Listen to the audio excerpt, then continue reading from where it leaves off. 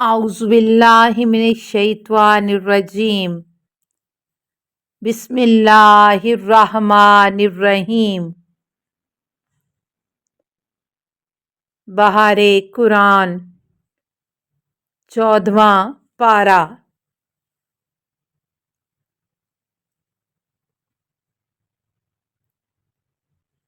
14ویں پارے میں موجود عنوانین کا تعارف۔ اس پارے میں 2 حصے ہیں۔ نمبر 1 سورہ الحجر مکمل، نمبر 2 سورہ نحل مکمل۔ سورہ حجر میں 4 باتیں یہ ہیں۔ نمبر 1 کفار کی آرزو۔ آخرت میں جب کفار مسلمانوں کو مزے میں اور خود کو عذاب میں دیکھیں گے تو تمنا کریں گے کہ کاش وہ بھی مسلمان ہو جاتے۔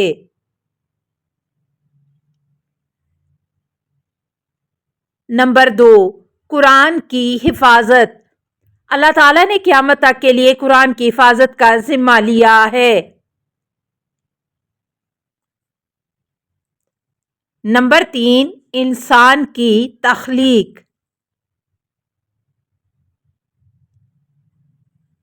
اللہ تعالیٰ نے انسان کو خشک کھنکتی ہوئی مٹی سے خلق کیا، اسے فرشتوں کا مسجود بنایا، شیطان راندہ بہشت ہوا اور اس نے قیامت تک انسانوں کو گمراہ کرنے کی قسم کھا لی۔ نمبر 4 3 قصے۔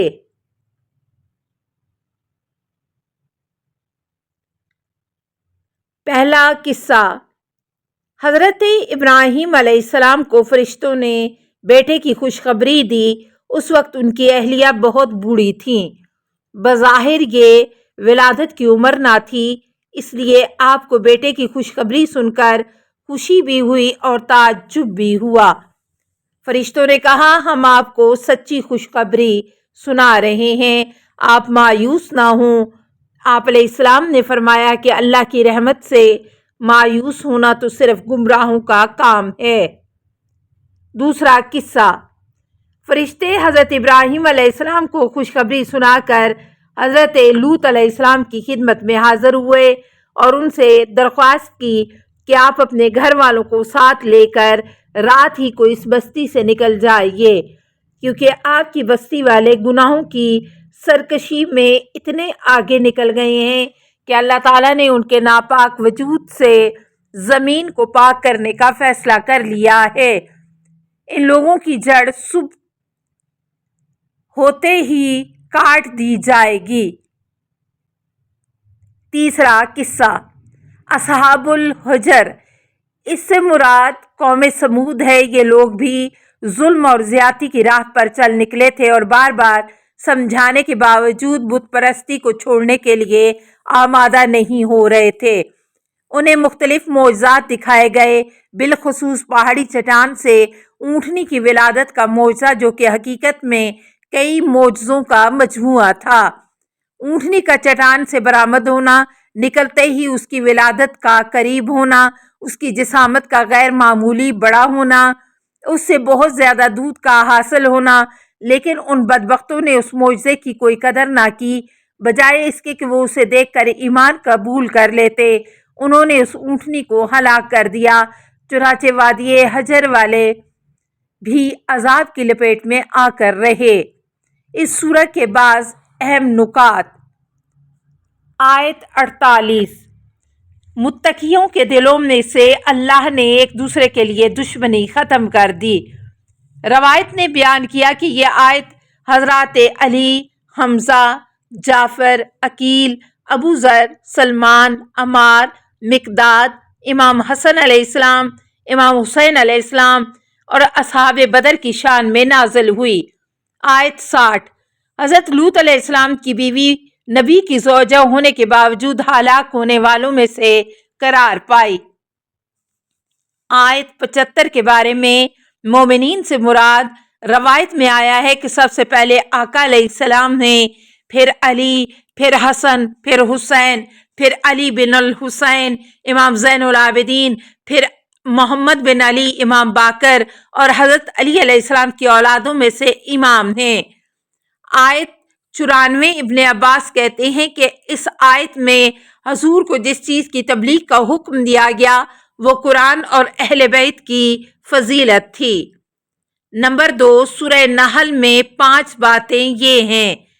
नंबर 1 तौहीद, नंबर 2 रिसालत, नंबर 3 शहद की मक्खी, नंबर 4 जामे आयत, नंबर 5 हज़रत इब्राहीम अलैहिस्सलाम की तारीफ।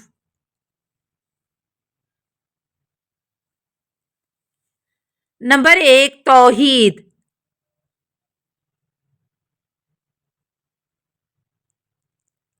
अल्लाह ताला ने इस ज़मीन को फर्श और आसमान को छत बनाया, इंसान को नुतफ़े से पैदा किया, चौपाए पैदा किए जिनमें मुख्तलिफ मुनाफे भी हैं और वो अपने मालिक के लिए फ़ख्र व जमाल का बायस भी होते हैं। घोड़े, खच्चर जैसे जानदार पैदा किए जो बार बरदारी के काम आते हैं और उनमें रौनक और जीनत भी होती है। बारिश वही बरसाता है, फिर उस बारिश से जैतून, खजूर, अंगूर और दूसरे बहुत सारे मेवाजात और गल्ले वही पैदा करता है। रात और दिन, सूरज और चांद को उसी ने इंसान की खिदमत में लगा रखा है। दरियाओं से ताज़ा गोश्त और मोती वही मुहैया करता है। समुंदर में जहाज और कश्तियां उसी के हुक्म से रवां दवां हैं। अगर अल्लाह की नेमतों को शुमार करना चाहें तो शुमार नहीं कर सकते। नंबर 2 रिसालत। नबी सल्लल्लाहु अलैहि वसल्लम को हुक्म दिया गया कि आप लोगों को हिकमत और मौज़े हसना के साथ साथ अल्लाह की तरफ बुलाएं और उसकी राह में पेश आने वाले मसाइब पर सब्र करें। नीज़ आपको सब्र करने और तंग दिल ना होने की तलकीन की गई है। नंबर 3 शहद की मक्खी।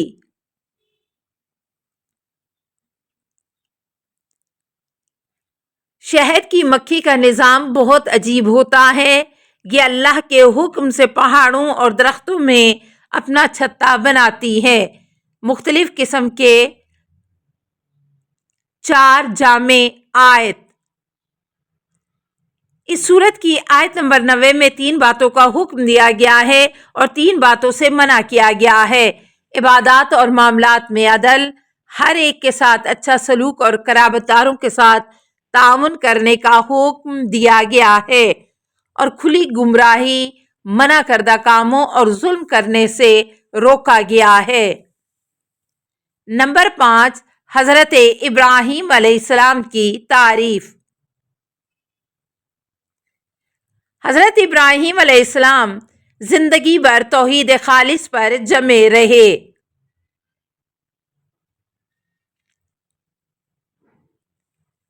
इस सूरा के कुछ अहम नुकात।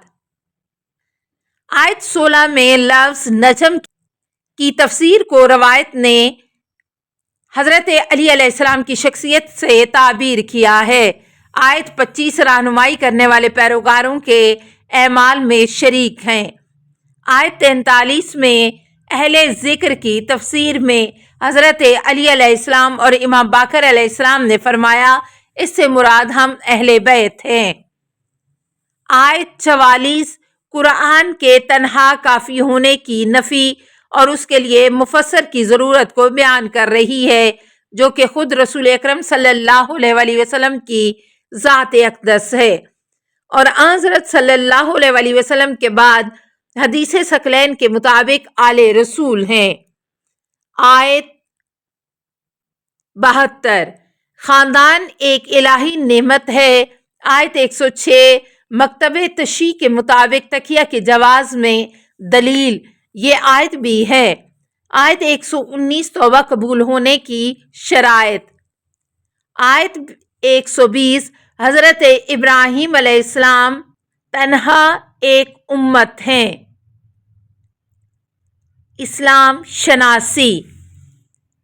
अल्लाहुम्मा सल्ले अला محمدin وآل محمد وآلہ الطیبین الطاہرین المعصومین.